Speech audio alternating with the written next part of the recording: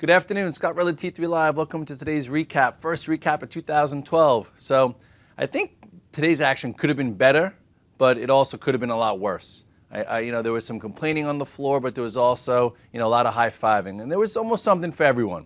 Listen, if you took some risk, over the holiday weekend, and you positioned in the strong stocks that we've been talking about, you came in today smiling, you were psyched, you were high-fiving, you're like, wow, you got paid to take risk.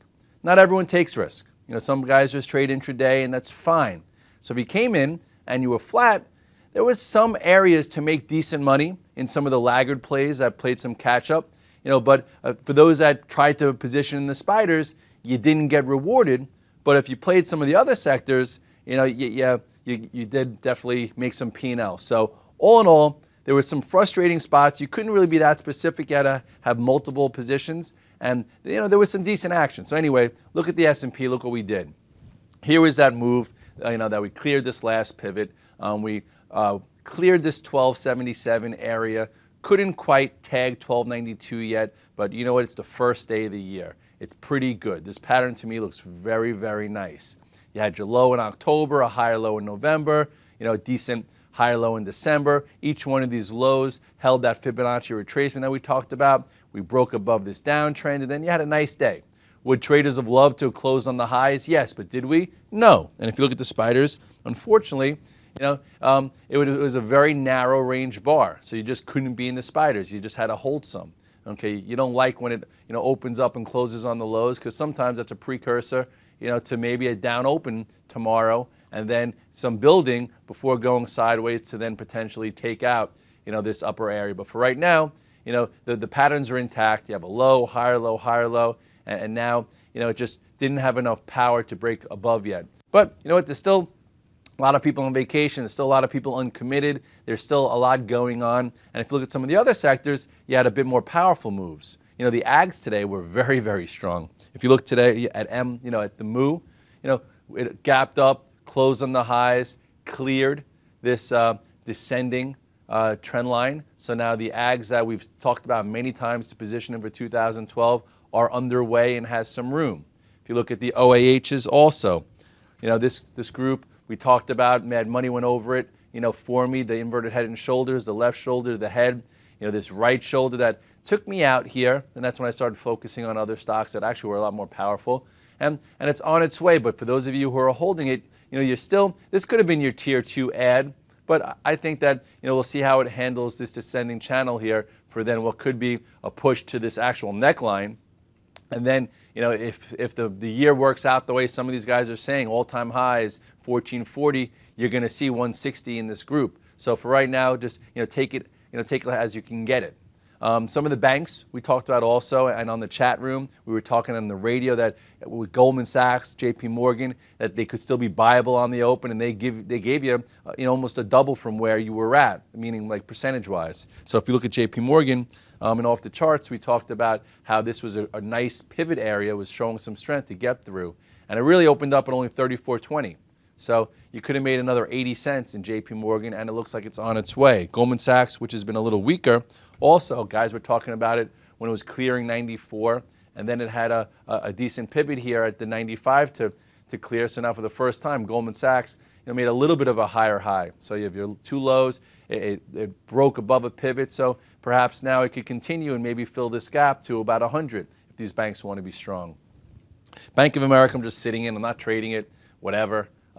Decent little move percentage-wise. I think I bought on this day, so three nice days for Bank of America.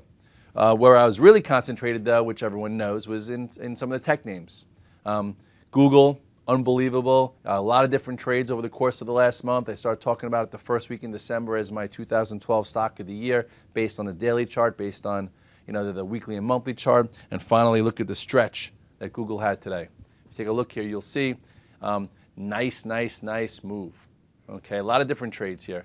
Starting back, even from when it went back up to this prior area. And we talked about this, this 618 area that it traded above. Then there were a few trades within this mess. A small little breakout trade, if you remember that one, which wasn't really that powerful, but it was during the holiday week when it broke above this 630, 635.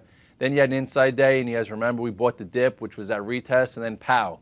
I did sell some of my Google into that, and so it's not on the virtual trade floor. For those of you who are going to continue to hold it, I still think 750 or so. For me, this was just an active trade. It's actually been a longer hold for me versus what I usually do, but I will get back into it and I will trade it hopefully from a net long position, as we get to the objective. For those of you who are trying to hold 6-7 positions, do not sell Google. Look at this monthly chart. This monthly chart looks unbelievable. Just poking its way out of this major resistance. So on the monthly chart, I don't see anything really in the way now until we can get back up to almost 700 here. It might take from 697. It might take earnings, but again, this is a powerful pattern. I think this pattern actually indicates a move, well above 750. So we'll see. As far as Apple's concerned, I've been positioning or trading that too for the past 2 weeks. It's been a very good trade. It was a little weaker, about a month or 6 weeks ago, but it held the 200-day, it regrouped, absorbed the Steve Jobs of passing away, and maybe that 4S launch that wasn't so great. But if you look now, it's been holding up and moving up really well. You go to the daily chart, you will see a lot of different areas. This is when I re-entered Apple on that gap and go from December 20th.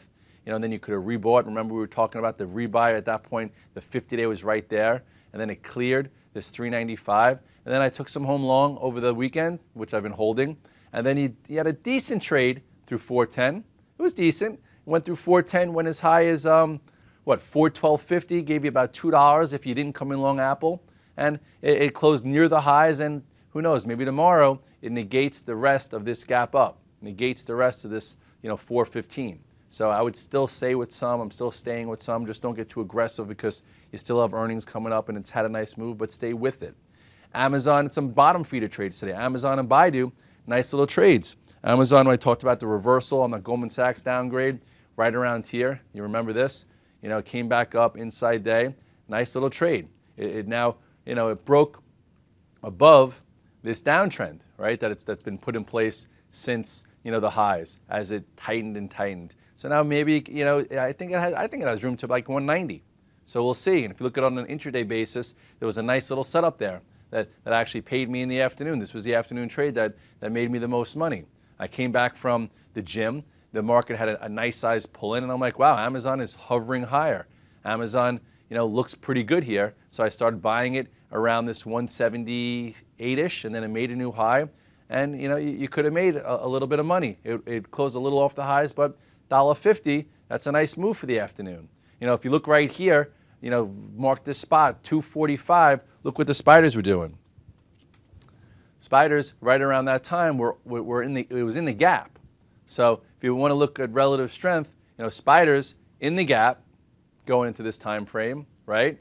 You look at Amazon, the same time, going across, not even close to testing this gap or buy the gap. So as soon as the futures bounced, it was one of the first to go. This is an intraday pattern and strategy versus some of the daily and the macros. But if you didn't own Amazon, which I didn't coming into today, you could have made some money in this afternoon move. And some actually could have started a little earlier on this wide range bar right here once you had your pivot to trade against, which was the gap that it held.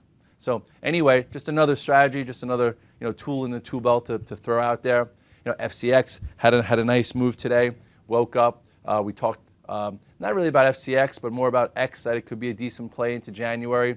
This FCX now broke above a level here. It still has a somewhat of an uptrend intact, very lethargic one, but this could be good for the overall market if it continues. X woke up really well. For those of you guys that that accumulated in December for what could have been a nice move, it still has some room and it could clear this pivot. It's been battered and bruised, and today it acted well.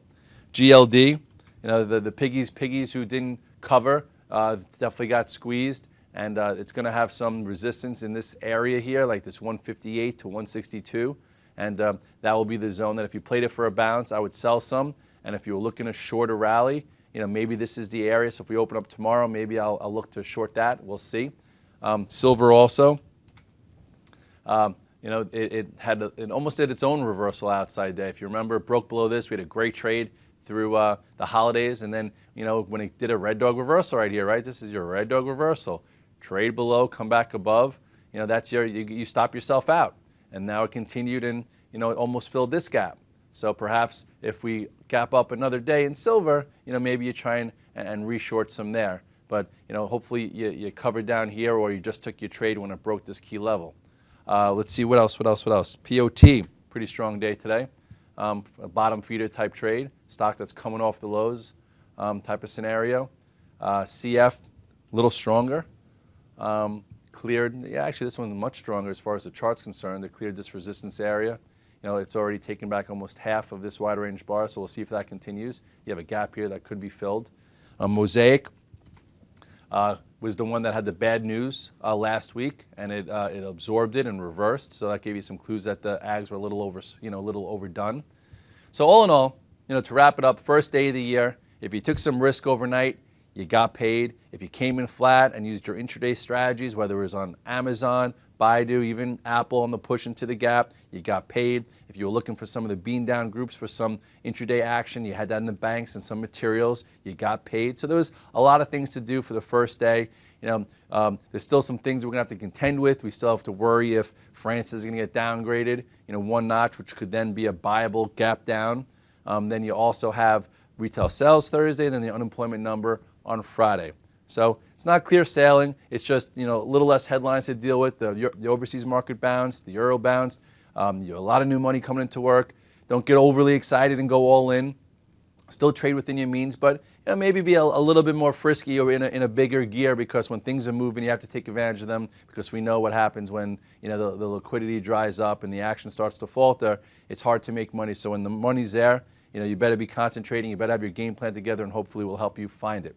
This has been Scott Redler, T3 Live, the recap. See you tomorrow morning on the call. Have a good night.